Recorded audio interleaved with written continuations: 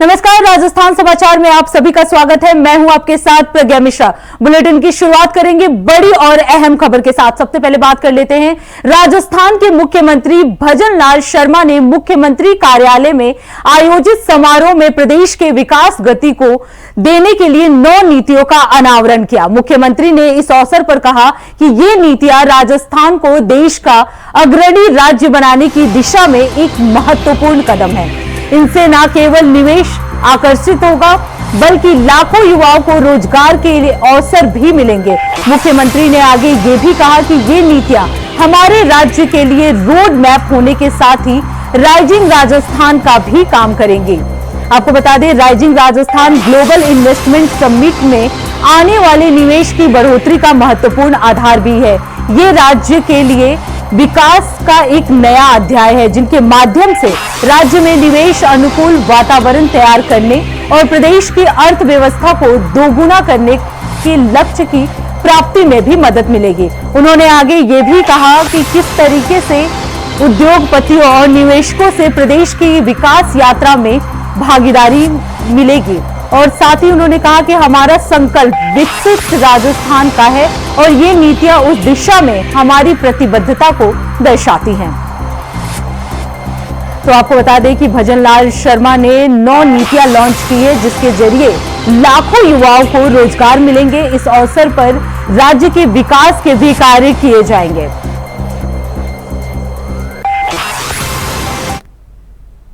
रुक करते हैं अगली खबर की ओर। राजस्थान की सबसे अहम परियोजनाओं Parvati Kali Sindhi Chambal eastern Rajasthan canal project यानी पीकेसी ईआरसीपी को लेकर बड़ा अपडेट सामने आया है। दिल्ली दौरे पर पहुंचे राजस्थान के मुख्यमंत्री भजन लाल शर्मा की मौजूदगी में पीकेसी ईआरसीपी को लेकर राजस्थान और मध्य प्रदेश सरकार के बीच MOU साइन हुआ। ऐसे में 20 साल पुराना विवाद भी जो है वो सुलझ गया। साथ ही राजस्थान में 1,60,000 बोर्ड लगाए जाएंगे। जानकारी के मुताबिक दिल्ली के श्रम शक्ति भवन में आज सुबह 11 बजे पीकेसी ईआरसीपी को लेकर मीटिंग भी हुई, जिसकी अध्यक्षता केंद्रीय जल शक्ति मंत्री CR पाटिल ने की। आपको बता दें, बैठक में मौजूद राजस्थान और MP सरकार के बीच ये MOU साइन हुआ। इस दौरान राजस्थान के मुख्यमंत्री भजन लाल शर्मा और MP के मुख्यमंत्री डॉक्टर मोहन यादव भी मौजूद रहे।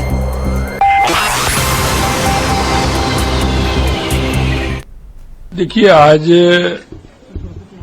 जैसा कि माननीय मंत्री महोदय जी ने बताया कि एक ऐसी महत्वाकांक्षी योजना है और ये योजना देश के यशस्वी प्रधानमंत्री नरेंद्र मोदी जी के नेतृत्व में माननीय CR पाटिल जी ने सूरत से प्रारंभ की है। और जो प्रवासी राजस्थानी, प्रवासी मध्य प्रदेश, प्रवासी बिहार के जो लोग थे, उनको सबको साथ लेकर के कर्म भूमि से जन्म भूमि, ये बहुत बड़ा काम, और मैं कह सकता हूं कि राजस्थान के लिए तो ये वरदान साबित होगा। 1,60,000 बोर लगाना और उनको वाटर रिचार्ज करके उनको नीचे तक पहुंचाना एक बहुत बड़ा काम राजस्थान के अंदर होगा, क्योंकि राजस्थान में पानी की बहुत कमी रहती है। निश्चित रूप से मैं देश के यशस्वी प्रधानमंत्री नरेंद्र मोदी जी को, CR पाटिल जी को बहुत बहुत धन्यवाद और साधुवाद देना चाहता हूं कि हमारे और मध्य प्रदेश के माननीय मुख्यमंत्री मोहन यादव जी और बिहार के इन तीनों स्टेटों को लेकर के, गुजरात में तो हो ही रहा है, लेकिन इन तीनों स्टेटों में बहुत बड़ा काम ये होने वाला है। और वो बताना चाहता हूं कि सिरोही और जोधपुर में यह काम हमारा प्रारंभ हो गया। उसके लिए माननीय मंत्री महोदय जी को मैं बहुत बहुत बधाई और साधुवाद देना चाहता हूं। उन्नता है, हमारे जल शक्ति मंत्री श्रीमान CR पाटिल साहब ने एक बड़ी अभिनव पहल की है, जिस अभिनव पहल के बलबूते पर हमारे अपने जल भंडारण की दृष्टि से खास करके वर्षा जल को संग्रहित करके हर स्थान पर भूगर्भ का जल भंडारण बढ़े, और उसी के कारण से माननीय राजस्थान के CM श्रीमान भजन लाल जी में हम बीच में गुजरात भी गए थे। पाटिल साहब के उस अभियान में हमारे राज्य के नाते से हम लोग शामिल हुए, बिहार भी उसमें शामिल हुआ, और मुझे लगता है पूरे देश को यशस्वी प्रधानमंत्री का ये जो बूंद बूंद जल बचे और जिंदगी के काम आए, इस अभियान में बड़ा महत्व का है इस नाते से इस योजना में एक और अच्छा पक्ष है कि शासन के बजाय पैसे खर्च होने के जो अप्रवासी राज्यों से बाहर गए व्यापारी जो गुजरात गए हैं वो आकर अपनी जन्मभूमि में अगर ये बोर लगाना, इससे अच्छी बात क्या हो सकती है।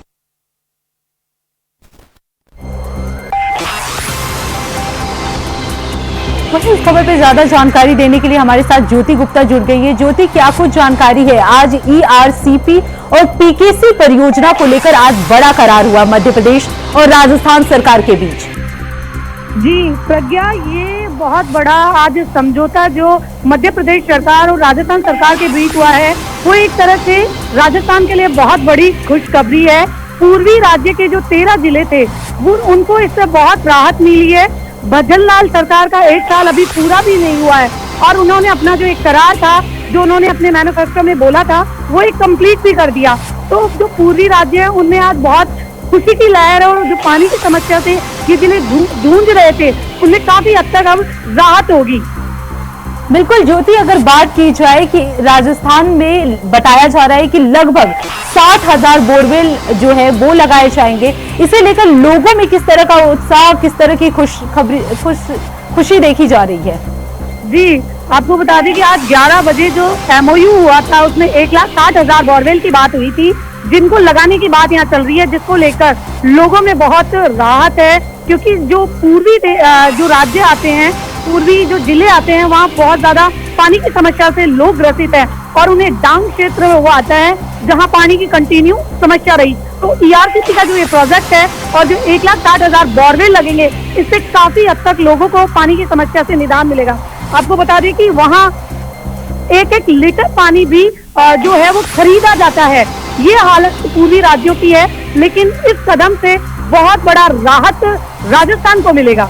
बिल्कुल ज्योति, अगर बात की जाए ये परियोजना जो है वो कब से शुरू होगा और कब से लोगों को मिलना शुरू होगा? जी अभी तो इसका MOU 2 बार MOU सरकार की तरफ से हो चुका है और ये 20 साल से इस मामले में ये मसला बना हुआ था दोनों सरकारों के बीच, लेकिन आज जो समझौता हुआ है उससे जल्दी ही इस परियोजना के शुरू होने के कयास लगाए जा रहे हैं। जिस प्रकार दिल्ली में आज जलदाय मंत्री R पाटिल के साथ में ये समझौता हुआ जिन्होंने अध्यक्षता करी, उससे 20 साल पुरानी समस्या को सॉल्व किया गया है। बिल्कुल, अगर बात की जाए राजस्थान और मध्य प्रदेश सरकार दोनों जगह BJP की सरकार है और दोनों राज्यों के CM ने क्या कुछ कहा इस परियोजना को लेकर, कोई जानकारी? जी CM जो राजस्थान के CM है उन्होंने इस बारे में बहुत खुशी जताई है और कहा है कि हमने 1 साल पूरा होने से पहले जो हमारी सरकार की जो नीति थी, जो हमने हमारे मैनिफेस्टो में वादा किया था उसको उन्होंने पूरा किया है। वही जो मोहन यादव है उसने भी इस चीज से खुशी जताई है कि दोनों पक्षों से समझौते और मजबूत होंगे, दोनों स्टेट के जो रिलेशन है वो और स्ट्रॉन्ग होंगे। डबल इंजन सरकार होने से यही सबसे बड़ा बेनिफिट रहा है। जो समझौता 20 साल से अटक रहा था वो डबल इंजन की सरकार ने मुमकिन कर बताया है। बिल्कुल ज्योति, अगर बात की जाए क्योंकि राजस्थान में तो पानी की किल्लत पाई जाती है, लेकिन मध्य प्रदेश सरकार के लिए क्या कुछ राहत हो सकता है? जी इससे उनको अर्निंग का जो सोर्स है, जो समझौता हुआ है उससे काफी अर्निंग मध्य प्रदेश को भी मिलेगी और उससे उनका आर्थिक बजट भी काफी हद तक सही होगा। युवाओं के लिए क्या कुछ फायदा हो सकता है? युवाओं के लिए बहुत फायदा है। सौर ऊर्जा, जो पूर्वी राजस्थान है वो पानी से ग्रसित था, तो बहुत जगह ऐसी थी जहां सूखा पड़ रहा था, खेती नहीं हो पा रही थी और भी कई अन्य जो रोजगार के अवसर है वो वहां पैदा होंगे। क्योंकि आपको पता है अगर 2 राज्य में इस तरह की मुहिम होती है और करार होते हैं तो काफी लोगों को रोजगार मिलता है, नई भर्तियां होंगी। बहुत बहुत धन्यवाद ज्योति इस खबर पे ज्यादा जानकारी देने के लिए।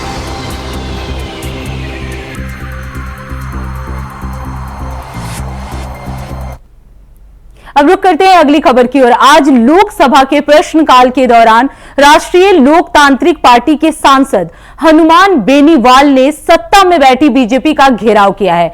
हनुमान बेनीवाल ने दिल्ली मुंबई एक्सप्रेसवे में तकनीकी खामियों का मुद्दा उठाया। उन्होंने कहा कि प्रधानमंत्री ने देश की आधारभूत संरचना का उदाहरण बताते हुए जिस दिल्ली मुंबई एक्सप्रेसवे के पहले फेज का उद्घाटन किया वो 12 फरवरी 2023 में किया और मंत्री जी ने जिसे देश का सबसे बड़ा एक्सप्रेसवे होने का दावा किया, जिसके निर्माण में 1 लाख करोड़ रुपए का बजट रखा गया, उस एक्सप्रेसवे की घटिया निर्माण की सच्चाई चंद महीनों में उजागर हो गई। राजस्थान से गुजर रहे इस एक्सप्रेसवे पर अब तक 150 से अधिक मौतें हो चुकी हैं, जिसमें 50 मौतें केवल दौसा जिले में हुई हैं। श्री हनुमान बेनीवाल, प्रश्न संख्या 141। जवाब पटेल पर रखा। अध्यक्ष महोदय, प्रधानमंत्री जी ने देश की आधारभूत संरचना का उत्कृष्ट उदाहरण बताते हुए जिस दिल्ली मुंबई एक्सप्रेसवे के पहले फेज का उद्घाटन 12 फरवरी 2023 को किया, मगर चंद महीनों में बारिश ने सड़क के घटिया निर्माण को उजागर कर दिया। राजस्थान से गुजर रही इस एक्सप्रेसवे पर अब तक 150 से अधिक मौतें दुर्घटनाओं में हो गई और 50 मौतें केवल दौसा जिले में हुई है। हाल ही में कोटा जिले में इस एक्सप्रेसवे पर निर्माणाधीन टनल में हादसा हो गया। किसानों की बेशकीमती सिंचित जमीन आपने इस प्रोजेक्ट में कम दामों पर अवाप्त की। उस एक्सप्रेसवे का मकसद सफल नजर नहीं आ रहा है। मंत्री जी, जो आपने मुझे जवाब दिया उसी क्रम में आपको मेरे पहला एक सवाल पूछ देता हूँ। अध्यक्ष महोदय, आपने जवाब में कहा कि स्टोन मैस्टिक एसफाल्ट ऐसे में परत की गुणवत्ता में कुछ कमियां देखी गई। उसके आगे के बिंदु में आपने बताया कि अंतिम जांच रिपोर्ट के आधार पर ठेकेदारों, पर्यवेक्षण सलाहकारों के खिलाफ सख्त कार्रवाई की जाएगी। क्या आप बताएंगे कि अंतिम जांच रिपोर्ट कितने दिनों में आएगी और आप उन दोषी व्यक्तियों के खिलाफ क्या कार्रवाई करोगे जो 1 लाख करोड़ के प्रोजेक्ट में गंभीर लापरवाही के लिए जिम्मेदार हैं? क्योंकि NHAI के अधिकारियों को केवल कारण बताओ नोटिस देकर पीछा छोड़ देने से इसमें सुधार संभव नहीं है। अब रुक करते हैं अगली खबर की। कांग्रेस नेता सचिन पायलट के टोंक दौरे का आज दूसरा दिन है। इस दौरान पायलट ने चिमनपुरा गांव में कांग्रेस कार्यकर्ता सुरेश बैरवा के घर रात्रि विश्राम किया। बता दें कि सचिन पायलट बड़े ही सादा अंदाज में नजर आए। सचिन पायलट के टोंक दौरे का आज दूसरा दिन है। पायलट ने चिमनपुरा गांव में रात्रि विश्राम भी किया।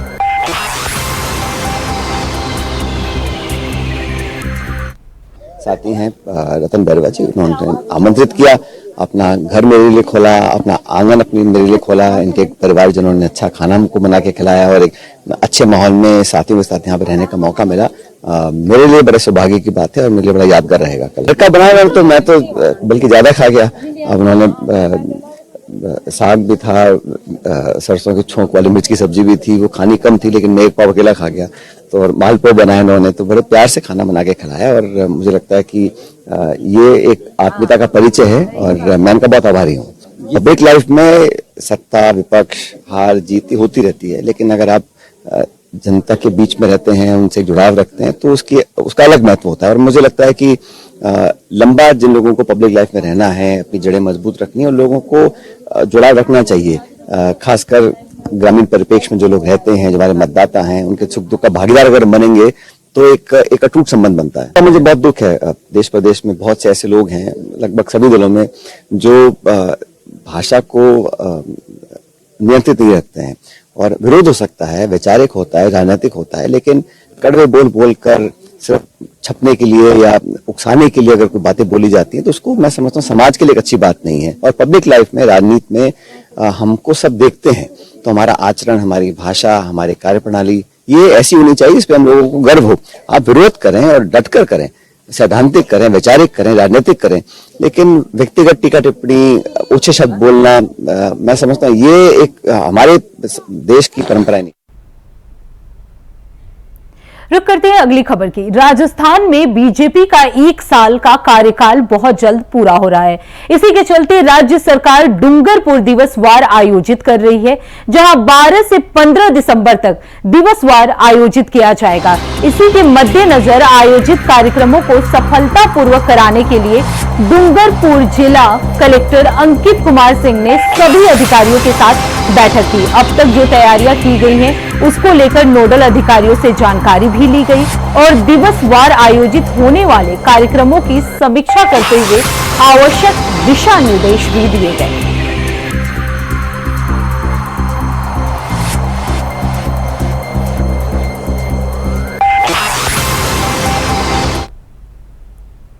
रुक करते हैं अगली खबर की। राजसमंद में बार एसोसिएशन चुनाव 2025 की धूम मची हुई है, जहां अध्यक्ष पद के लिए रामलाल जाट का एक फॉर्म भरा गया है।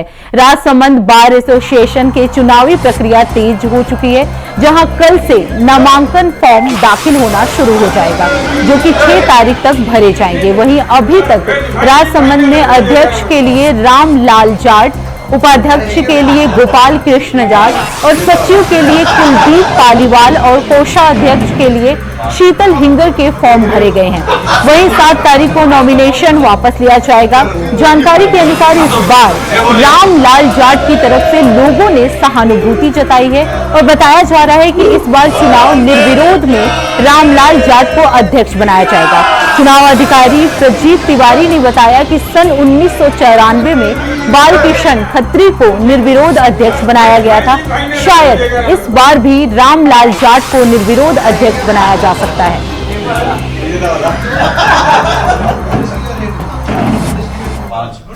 इसकी प्रक्रिया कल दिनांक 3/12/2024 से प्रारंभ हुई है। इसके अंदर आज जो हमारे पास फॉर्म आए हैं वो कुल 5 फॉर्म आए हैं। अध्यक्ष का एक फॉर्म आया है हमारे पास में, उपाध्यक्ष का एक आया है। अध्यक्ष में रामलाल जी जो जाट हैं, जो हमारे पब्लिक प्रोसिक्यूटर भी हैं, उन्होंने उनका इकलौता अभी तक फॉर्म आया रामलाल जी का। उपाध्यक्ष में हमारे गोपाल कृष्ण जी जाट हैं, उनका फॉर्म आया है, वो भी असिस्टेंट पब्लिक प्रोसिक्यूटर है, यानी दोनों राजसमंद जिले के बड़े सरकारी वकील हैं जिले के, जो एक तो एडिशनल है पीपी और एक पीपी है, पब्लिक प्रोसिक्यूटर है। सर सचिव के लिए कुलदीप जी पालीवाल का इकलौता एक फॉर्म आया है और कोषाध्यक्ष के लिए शीतल हिंगर का फॉर्म आया है। कुल मिलाकर के अभी ये फॉर्म मेरे पास में आए हैं। खबर नीम का थाना जिले के भूदोली से है, जहां राजकीय उच्च माध्यमिक विद्यालय में पीएम योजना के तहत शिक्षा अभियान द्वारा निर्मित कक्षा का सैनिक कल्याण बोर्ड के अध्यक्ष प्रेम सिंह बाजौर ने उद्घाटन किया। पीएम श्री विद्यालय के ग्राउंड में व्यवस्थाओं का जायजा लिया गया। विद्यालय में छात्र छात्राओं को उच्च शिक्षा देने के लिए शिक्षकों को प्रेरित भी किया गया और साथ ही विद्यार्थी को शिक्षा के क्षेत्र में गांव और माता पिता गुरुजनों का नाम रोशन करने के लिए भी प्रेरित किया गया। इस मौके पर विद्यालय के प्राचार्य रोहिताश मीणा ने भी शिरकत की। अतिथियों का फूल माला पहनाकर जोरदार स्वागत भी किया गया। आपको बता दें, इस मौके पर वरिष्ठ भाजपा नेता पूरनमल मीणा, जिला परिषद सदस्य सुमित गुर्जर भी और इसके अलावा कई राजनेता भी मौजूद रहे।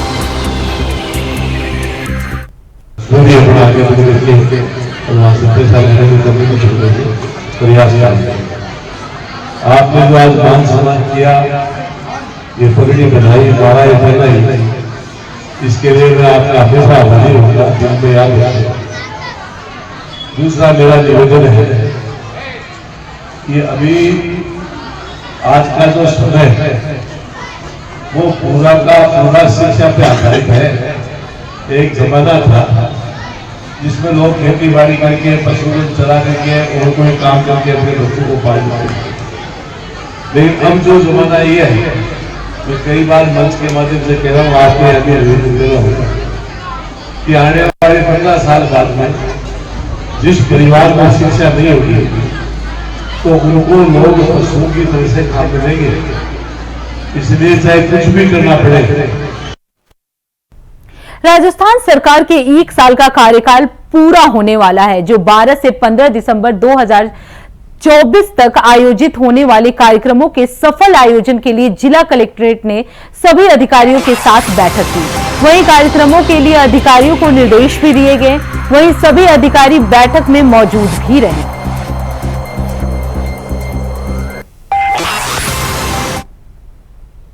रुक करते हैं अगली खबर की। 12 जिले में दिव्यांगों के क्षेत्र में बेहतरीन काम करने के लिए जिला कलेक्ट्रेट रोहिताश सिंह तोमर को सम्मानित किया गया। राज्य स्तर पर पुरस्कार और प्रशस्ति पत्र लेकर कलेक्ट्रेट को सम्मानित किया गया। जिले के विभागों में गूगल फॉर्म के माध्यम से दिव्यांगों को उनकी सुविधा के लिए उपकरण भी उपलब्ध कराए गए थे। वहीं सामाजिक न्याय और अधिकारिता मंत्री ने राजस्थान में 59वें सामाजिक कार्यकर्ताओं और संस्थाओं को भी सम्मानित किया।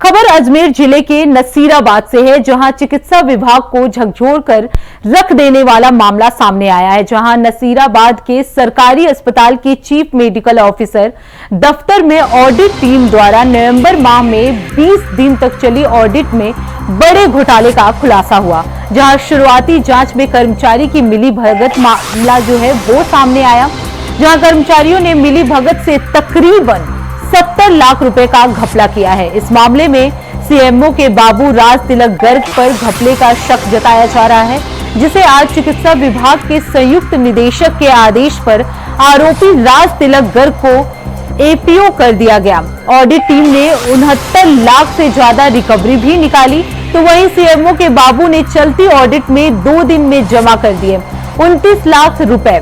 उसके कुछ दिनों बाद बाबू ने तकरीबन 41 लाख रुपए जमा कराए। इस मामले में गबन के पूरे 70 लाख रुपए राज तिलक जमा कर चुके हैं।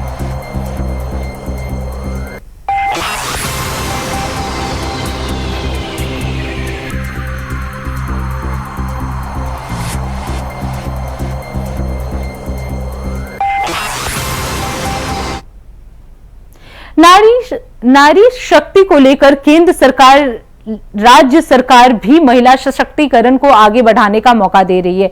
महिलाएं भी इन मौकों का जाया ना करते हुए अपने अंदर की कला को निखार कर देश और दुनिया में भारत का नाम रोशन कर रही हैं। ऐसी ही एक लड़की बानसूर क्षेत्र के कोथल गांव की मोनिका ने गांव वालों का नाम रोशन किया है। मोनिका ने inter college games of marathon में 1 घंटा 25 मिनट में 21 किलोमीटर की दौड़ पार करते हुए गोल्ड मेडल अपने नाम किया। युवा जागृति संस्थान, जिसकी नींव बेटी बचाओ बेटी पढ़ाओ और महिला सशक्तिकरण से रखी गई थी, आज इस संस्थान ने गोल्ड मेडलिस्ट मोनिका का माला पहनाकर भव्य स्वागत किया।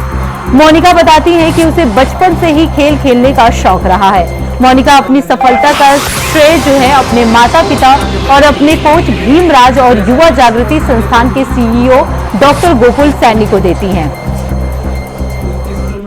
सबसे बड़ा योगदान इनके माता पिता का रहा। पापा जी ने काफी अच्छा सपोर्ट किया इनका, और गांव में आपको भी पता है कि दौड़ने के लिए ट्रैक भी नहीं होता, तो इनके पापा सुबह 4 बजे 5 बजे उठ के और रेगुलर इनके साथ में दौड़ते हैं, क्योंकि आप अपने ग्रामीण प्रदेश से आप खुद वाकिफ हो। बाद में ट्रेनर्स की भी इनको काफी अच्छी मदद मिली। अपने ही बानसूर में जो ट्रेनर है उन्होंने इनको अच्छा ट्रेन भी किया, और आप लोग भी इनसे प्रेरणा लें। और अगर आपके आसपास में ऐसे कोई बच्चे हों तो उनको आप भी मोटिवेट करो कि जिस भी लाइन में उनको अगर लगता है स्कोप, तो वो प्रयास करें कि निश्चित रूप से उनको एक मंजिल का पार्ट मिल सके। तो हम तो यही चाहेंगे कि, और हमारी उम्मीद भी है पूरी, कि आगे इसी प्रकार प्रयास करें और इनको सफलता मिले। और इनके मम्मी को पापा को पूरा धन्यवाद कि इन्होंने इनको स्पोर्ट्स में आगे बढ़ने के लिए प्रेरित किया, क्योंकि ऐसा नहीं कि स्पोर्ट्स में कैरियर नहीं है, अगर बच्चा मेहनत करे तो उसको भी बहुत अच्छा कैरियर बन सकता है। तो 21 किलोमीटर दौड़ना आसान नहीं है, उसके लिए काफी एबिलिटी और प्रयास करना पड़ता है। तो आज अपन एक मेहनत देख रहे हैं कि इन्होंने 32 अवार्ड जीते, मेडल जीते, लेकिन उसके पीछे कई सालों की मेहनत है। तो हमारी तरफ से, पूरी परिवार की तरफ से बधाई आपको, और इसी प्रकार आगे बढ़ते हैं। छोटी सी थी तो मुझे पता नहीं था कि मैं कुछ कर भी पाऊंगी, पर यहाँ आने के बाद मुझे पता चला कि सर मतलब हमारी मम्मी जी कुछ कर सकती है। तो फिर मैंने सोचा कि सर हमारी मम्मी जी जो भी हमारे मासी जी है जो भी, उनको इतना आगे बढ़ा सकती है, तो मैं क्यों कुछ नहीं कर सकती। तो मैंने भी यहाँ आने के बाद कुछ ठाना कि मैं भी कुछ बड़ा करके दिखाऊंगी। फिर मैंने यहाँ से जाने के बाद सर ने मुझे आगे बुलाया, मुझसे पूछा कि कुछ, तो मैंने सर को तरफ देखा और सोचा कि मतलब सर इन सबको इतना आगे बढ़ाया तो मैं भी बहुत कुछ करूंगी। फिर यहाँ से जाने के बाद मैंने सोचा कि मैं स्पोर्ट्स तो ज्वाइन कर रखा था, फिर उसके बाद में मैंने सोचा मैं स्पोर्ट्स ज्वाइन करूंगी। फिर उसमें मैं स्टार्टिंग में मैं डिस्ट्रिक्ट लेवल खेलने गई, तो वहाँ मेरा डिस्ट्रिक्ट पे गोल्ड मेडल लगा था फर्स्ट में। फिर धीरे धीरे मैंने प्रयास किया, उसके बाद मैं स्टेट हो गया मेरा। पिछली बार मैं नेशनल खेल के आई हूँ, अब वापस से मेरा नेशनल हो गया। और कल मैं स्टेट लेवल का गेम खेला था कॉलेज से, उसमें मेरा गोल्ड मेडल लगा था। अब वापस से मैंने टाइम क्वालिफाई किया है नेशनल का, 1 घंटा 25 मिनट में क्लियर किया है 21 किलोमीटर, और अब वापस से मैं ऑल इंडिया खेलने जा रही हूँ। तो फिलहाल राजस्थान समाचार में इतना ही। देश दुनिया की तमाम बड़ी खबरों के लिए देखते रहिए इंडिया वॉइस। तब तक के लिए नमस्कार।